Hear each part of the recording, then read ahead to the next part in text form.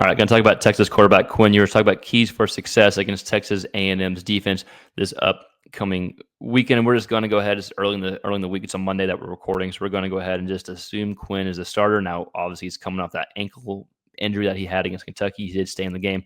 We're going to go ahead and assume he's starting. Now, there could definitely be some changes to that, so maybe we'll end up putting another video if news breaks. But with that said, we got several keys we're going to talk about for Quinn, and we're going to show maybe 7 or 8 clips demonstrating the type of throws I think he's going to have to make repeatedly in order to beat Texas A&M. But before we talk about Quinn, let's talk about A&M's defense briefly for 30, 60 seconds, then we'll dive into Quinn. Because I think A&M's defense is better than the stats show.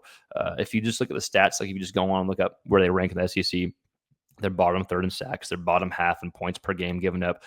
They're bottom 5 and passing yards per game. So it's not like it's a great defense per se, but there have been a few really good things that they've done.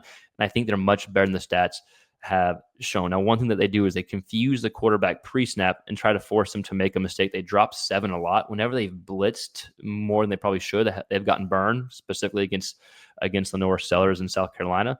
But one area they've done really well in is force the quarterback to make mistakes. They're tied for number 3 in the SEC in interception. So they want to force the quarterback to make mistakes. They want to confuse the quarterback from pre-snap to post-snap. And again, just because the stats aren't record-breaking stats by any means, I still think they're a pretty good defense. And so with that said, let's talk about Quinn. Let's talk about the keys for success against a defense like Texas A&M. I think it's going to be a similar script to Arkansas. The Aggies maybe will bring pressure a bit more because Quinn's ankle is not 100%. So maybe they want to dial up the blitz and try to make him escape the pocket. I don't know, but I think it's a similar script that you had against Arkansas. Key number 1 for Quinn, rely on the creativity from Sark. I think this is when you're at your best, whenever you know the offense better than anyone besides Sark. So when Sark has a creative play that comes in, you pretty much know where you're going with the ball before the snap of the ball, right? So rely on the creativity from Sark. Key number 2, get your feet set on throws. Now, again, I don't know how the ankle is going to affect Quinn, but you want to get your feet set. We've seen him do a better job getting his feet set, hitting some nice intermediate type throws. Jesse Palmer talked about this against Florida a few weeks ago, how much better he is when his feet are set. We saw a difference. So we'll show some clips of that. And key number 3, this is not sexy, but it's part of Sark's offense. It's a huge part. Getting the ball out quick and relying on some screens, whether it's a screen to Helm, the tight end, or screens to the running back. I think those are the 3 main keys. Rely on creativity from Sark, get your feet set on these intermediate throws, then get the ball out quickly and utilize the screens, tight ends, running back. Now, the last kind of point that I'll make is because A&M knows this. A&M knows that's their bread and butter. They know they're not trying to take a ton of deep shots downfield. That just hasn't been their game. That's a whole different topic we can talk about. But what if A&M takes these 3 points away? What if they say, yeah, here's your screen, but we're going to tackle you for a 2-yard loss, or we're going to only give up 2 yards.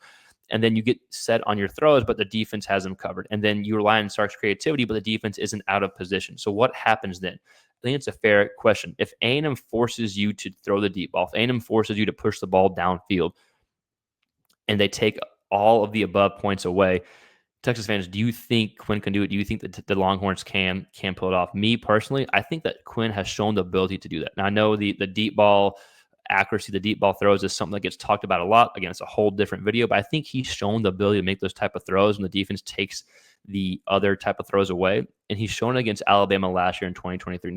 Has he done it a ton? Has he done it consistently? No, it hasn't been consistent, but I think the ability is there. So if they take away these easier type throws, if they can't scheme open receivers, can Quinn beat you? I think the answer is yes, but he has to go and show it on the field. But Texas fans, I want to hear from you. I'm interested to see y'all's opinion on that. So with that said, we're going to go ahead and look at 6 or 7 clips that, again, I think if he can just do these type of throws, complete these type of passes, consistently take care of the football, then I think Texas should be in good shape, especially with that defense. With that said, let's go ahead and look at these 7 or 8 clips. We got 7 or 8 clips. It's broadcast footage, so Texas fans, I do apologize, not the best quality, but I think does a good enough job showing the type of throws and demonstrating the throws that Quinn will need to make in order to beat Texas A&M. Again, I think A&M's defense is better than the stats show. I really do. But the first key, relying on Sark's creativity. I know I talked about what if A&M takes it away, and that's a whole thing we'll talk about later at the end. But relying on Sark's creativity, I think, is key number 1. It's gotten you this far so far. We see this pump fake here. We've had this several times, and then he throws a deep ball for a touchdown. He had a very similar play against Arkansas. Texas fans, you'll remember, on the other side of the field, pump fake to that swing route, I believe. It gets the safety kind of biting in, and then you have a wide open touchdown. So relying on Sark's creativity, again, arguably the best offensive mind in the country from that standpoint. We'll watch one more clip. I think it's against Florida. Did I put the Arkansas clip in here? I apologize. Okay. It's a Florida clip. So it's a play action. We have a Texas receiver coming in motion, try to get the defense out of position. It's actually fair coverage, but I think it's another good job of just creating space. So there's space created out here. It's actually a good job. You see the safety bites in just enough, and then the helm is able to get open. Nice pass from Quinn Ewers.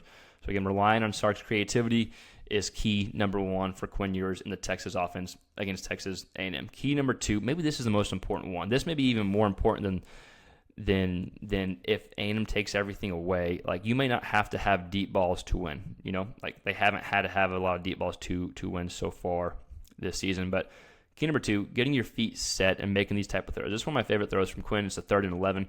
This is against Kentucky before the ankle got injured. You can see the ball comes out right now. I use this clip on Breaking Down Kentucky film, so I apologize if you saw this, Texas fans, already. But the ball is thrown before the receiver is even set. It's a 3rd and 11. Ball is out now. This is a good example of just Quinn being on time and knowing the offense. The broadcast week in, week out, I always talk about how Quinn knows the offense. It's him, Helm, and of course Sark, the three players that know the offense the best, according to them. Here's another example, a 3rd and 7. Quinn's feet get set. He's on time. I think this is to Isaiah Bond against Florida. Feet are set. Ball comes out now. Is able to rotate that lead leg. Is able to block and absorb force. So good job by Quinn. Again, if he has his feet set, if his ankle is okay and he's able to make these type of throws, I don't know if you need the deep ball to beat Texas A&M. Here's the last clip we'll watch. This was the first drive against Florida. Yep, and you're going to see this, a slant route. Ball comes out quick. Ball comes out on time. Good rhythm throw here from Quinn right there. Ball's out again. Rotate that lead block leg, is able to absorb the force. Right. So that's key number two. Get your feet set and be able to make those type of throws. The last key that will show, and that's to getting the ball out quick. The screens to Helm, the screens to the running backs. This first one's going to be against Arkansas. It's a 3rd and 13. Oh no, I apologize. I'm getting ahead of myself. Okay, so here's a touchdown to Helm. This might have been my favorite throw all season from Quinn. If he can make these type of throws, it's hard for any defense to defend, right? This is Helm. You're going to show Quinn has to throw some touch on this ball, but also put some juice on it as well. He has to throw touch to get over this defender, and he has to put some juice on the ball before the safety can get over in time and make a hit. So if he puts too much air on it, that safety can get over in time. If he doesn't put enough air on it, then that's a play that the DB can make right there. So great example of having your feet set. I apologize, I got too far ahead of myself. But you can see these type of throws. If Quinn can just make these type of throws repeatedly, it's going to be hard to stop. So here's a 3rd and 13, little screen to the running back. This pretty much sealed the game against Arkansas, or helped seal the game against Arkansas, two weeks ago?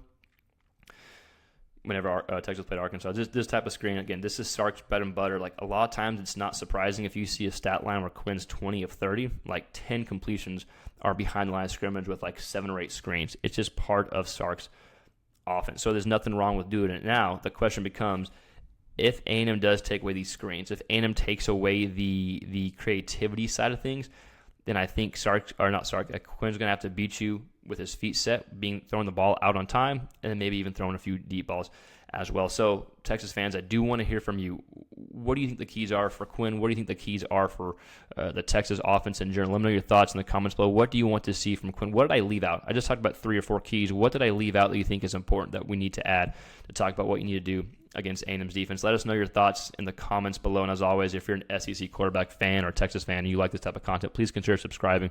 We put out a lot of SEC quarterback content on a regular basis. And A&M fans, if you're watching, we have a Marshall Reed video coming out right after this, or it may already be out depending when you're watching this video. So like, share, subscribe. It helps the channel grow. And we'll have an end of the year kind of Quinn Ewers breakdown, going through everything he did well, his improvement areas, but we'll kind of recap his whole season. So Texas fans, keep following us along for that. We'll see you next time. Thanks for watching. Peace.